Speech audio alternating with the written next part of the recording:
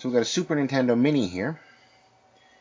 It doesn't seem to turn on. When plugged in, it puts nothing on the screen, not even a black screen. So let's see if we can find out what's going on with it.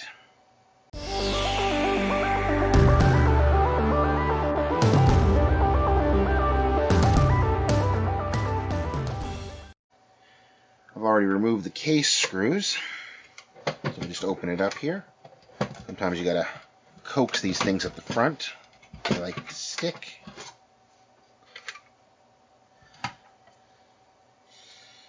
Okay. So it's a little bit dirty. Nothing too surprising there. Give it some power. And we'll run the power rail to see if it works, if it's getting power.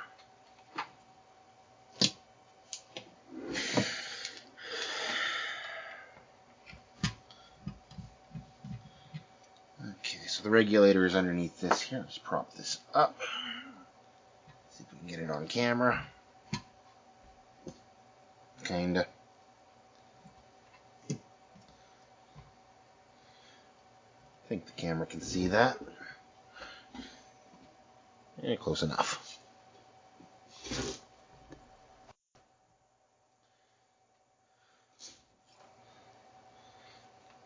So turn on the power switch.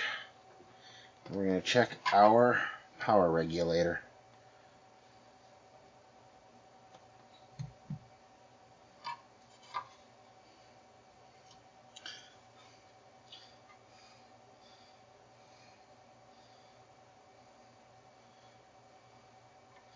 Helps if I have it on voltage.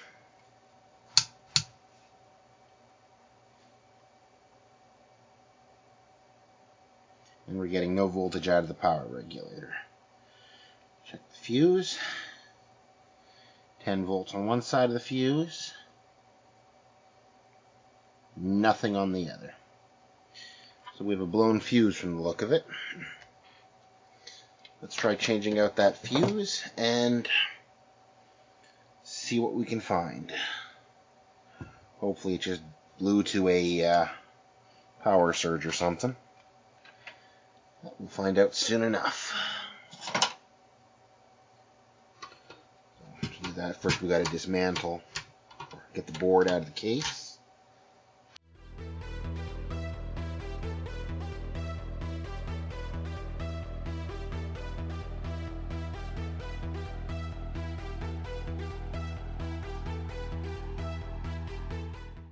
So I don't know if you can see it, but the fuse is this little white thing right here. And of course it's an awkward spot to get a soldering iron to. So we're going to have to remove this heat sink.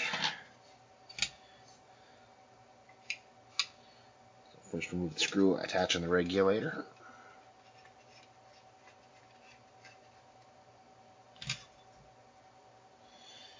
And then on the bottom there should be 2 screws.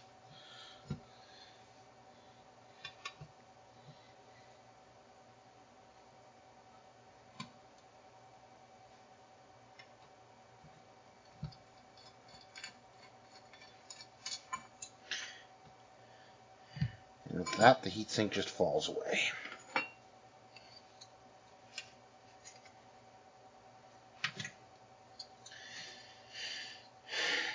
An interesting thing about these is the 2 PPUs you find in a normal Super Nintendo are combined with the CPU in one big chip right here.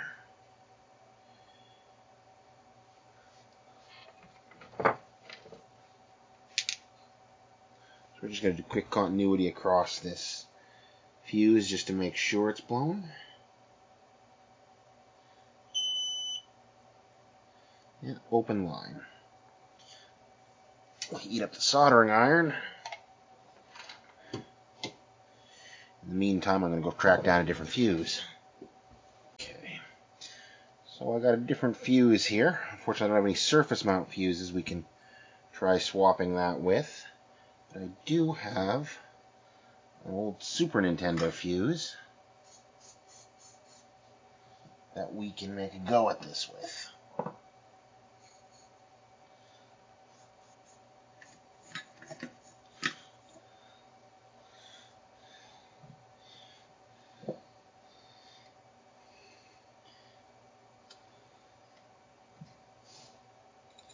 So we're just going to slowly walk it off.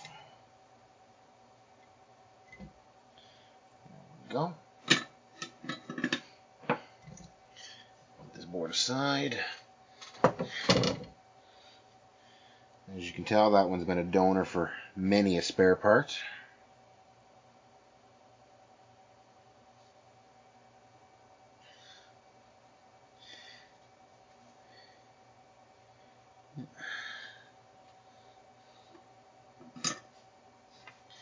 Trick here is to be very careful about melting things around this fuse because there's a lot of plastic.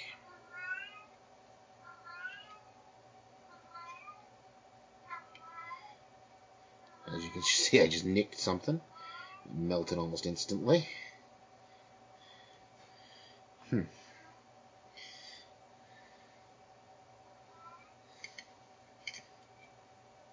Okay, that's not cooperating. Can't get in there at a good angle. So, take a slightly different approach.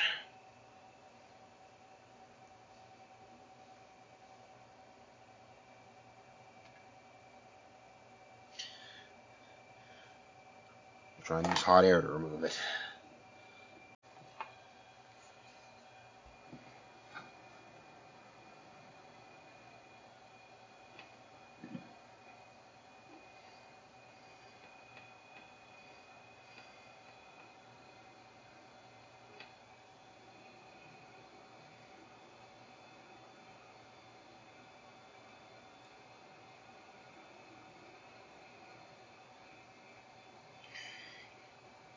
You want to make sure you don't get too uneven a temperature over the rest of the board. You also still want to be careful not to melt the plastics. If the temperature gets too uneven on the board, it might warp.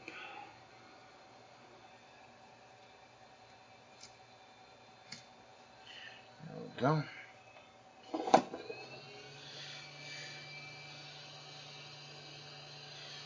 There's one dead fuse.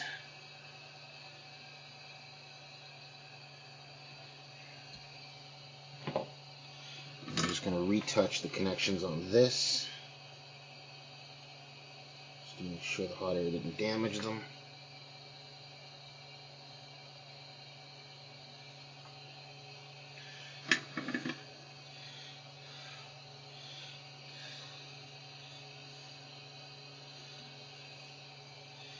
Okay, so this fuse is probably way too big to go into that space. Yeah. So what we're going to do, since this is just going to be a temporary fuse, to test it out, is put it on the end of a wire.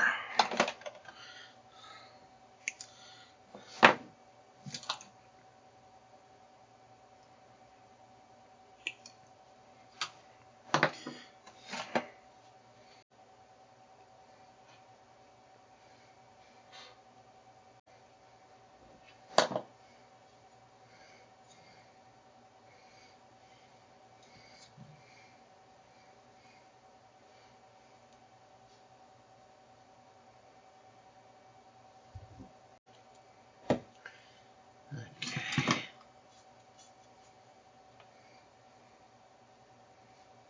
Solder on my iron. Tin on the wire.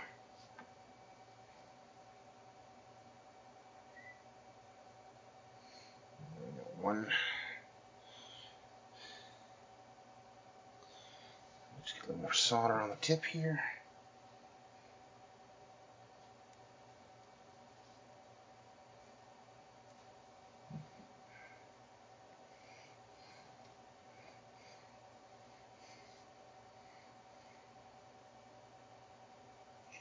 We're not caring too much about a good connection here, as this is just a temporary fuse to test.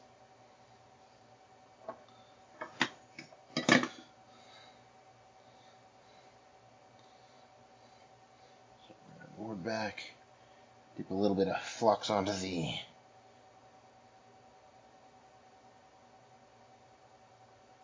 ends of these wires. We'll get a little bit of solder in here. Touch up the pads a little bit.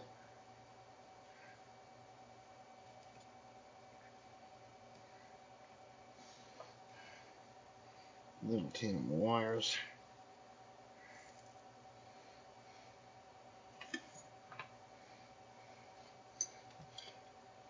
And now we'll just tack it in place.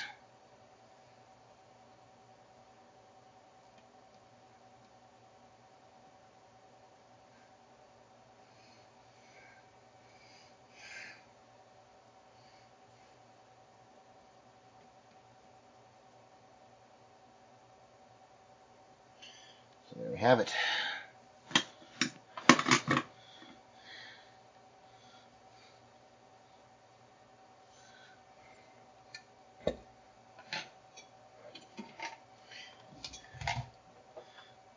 And just to confirm,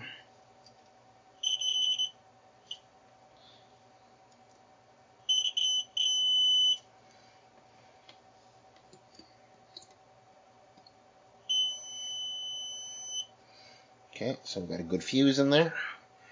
We're just going to power this on for a moment with no heat sink. You don't want to let it run too long, but a few moments won't hurt it. And we're going to check, see if we got voltage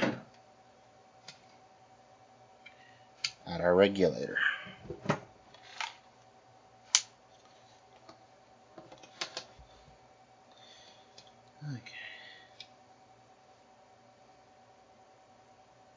And we've got 5 volts coming out of our regulator now.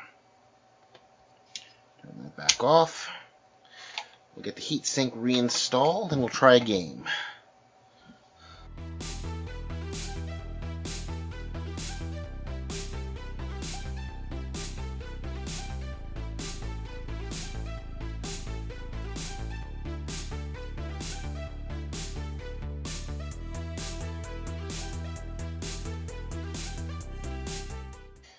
The RF shielding on. I'm not going to screw it down or anything, we're just going to stick it in place.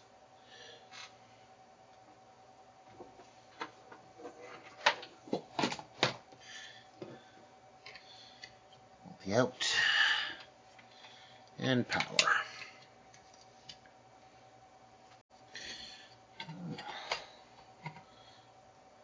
Stick Legend of Zelda in. See if we get anything.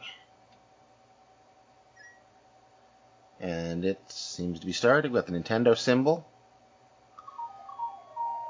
And there you have it. No idea why that fuse blew originally. Maybe just a power surge. But we got a nice clean picture on the screen. Sounds okay too.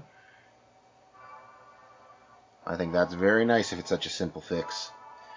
I'll be ordering in a more appropriate fuse for this later. So for the short term, they're both 1.5 amp fuses, both this SMD and this regular Super Nintendo fuse, so this will at least make it function. We'll get the proper fuse ordered up.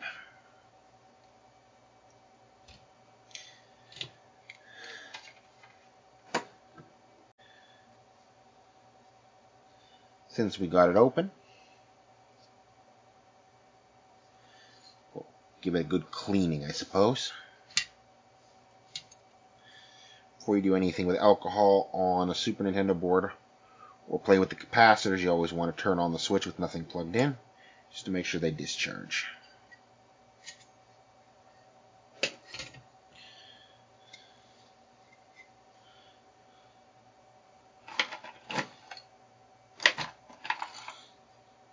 Start by brushing out all the big chunks of dirt.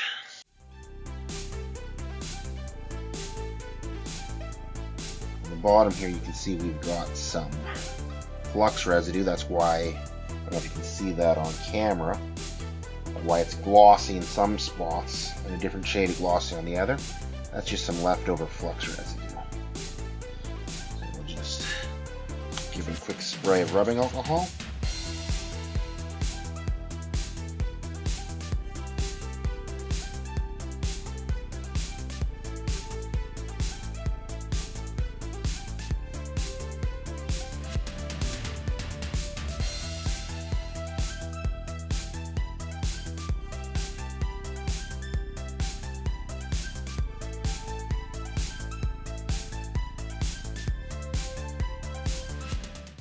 We'll just turn our attention to the card slot. Soak down the toothbrush a bit.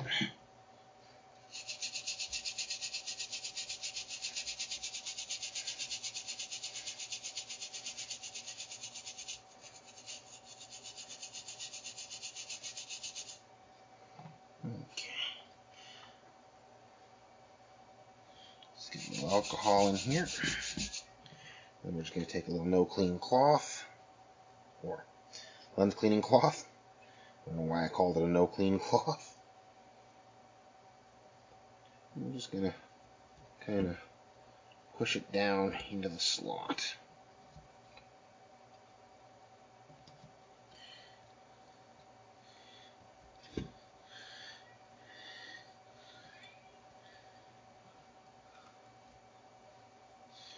Okay, so not much came out.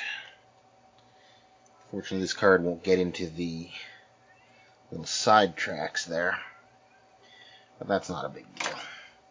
And we'll just go over it one more time with alcohol.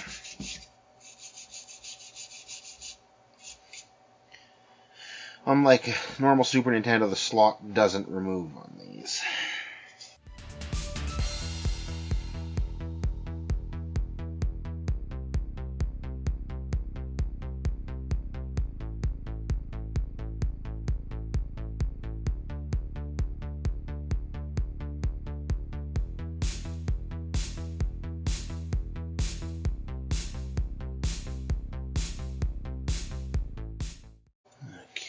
Put that to the side. So we got the bottom of the case and the top here. They're both fairly grimy. We'll wash those in the sink, but first we'll dismantle the top here just to get the flaps out and get underneath all this. There's only 3 screws that hold it down. We'll hold down this here little cover.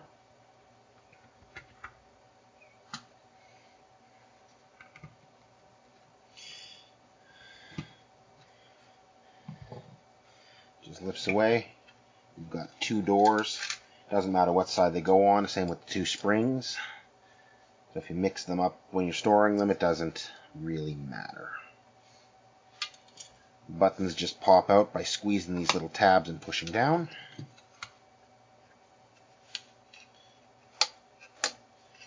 There we go. Comes apart just like that. An interesting thing, if you want to be able to use your Super Nintendo with Super Famicom games like this instead of your standard Super Nintendo cartridge, all you had to do to make it use both on this particular model is to remove this here little bottom piece and run it without the top doors. You get a little bit of dust in there, but if you're careful, it's not going to be that big an issue, especially if you're comfortable enough to open it up and clean it out from time to time. Because the only real difference between a Super Nintendo and a Super Famicom is the shape of the cartridge slot. In the case of this one, Super Famicom cartridge fits right through that slot, no problem. But when you try and put it in here, you got these 2 plastic tabs to stop it. Super Nintendo cartridge has 2 little notches where those tabs would fit in to allow them to go in. But with the Super Famicom, they're not notched out and they get in the way. Kind of like an early version of digital rights management stuff. Of course, it's easy to bypass, especially on the Mini, since all you have to do is remove this here piece. On the regular Super Nintendo, I believe you've got to cut out a chunk of the inside of the larger apparatus. Basically just notch those off. But it's kind of kind of a permanent piece of modification. Where this, all you have to do to bring it back to its original state is put this back in. Okay, so we'll wash all this up, and I'll get back to you. A few moments later. Okay, so we got the shell all washed up. Let's put it back together.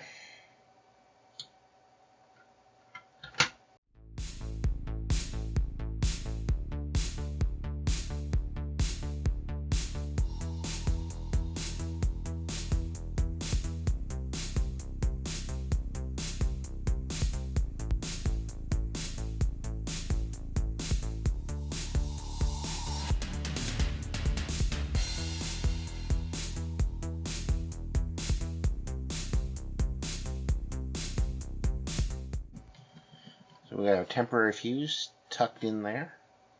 So it's solid core wire, so it's not going to flop around and short against anything. Probably make another video in the future where we put in the proper fuse, recap the board, and replace the voltage regulator. If you have a blown fuse, you really want to replace the voltage regulator because it probably took the brunt of whatever blew the fuse.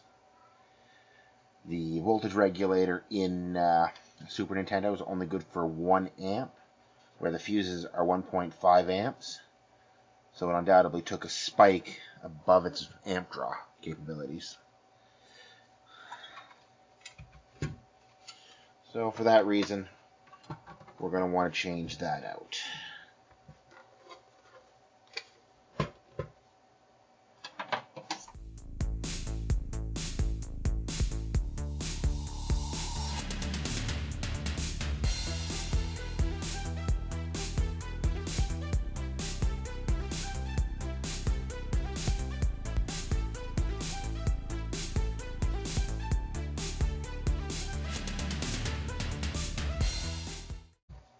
And there you have it.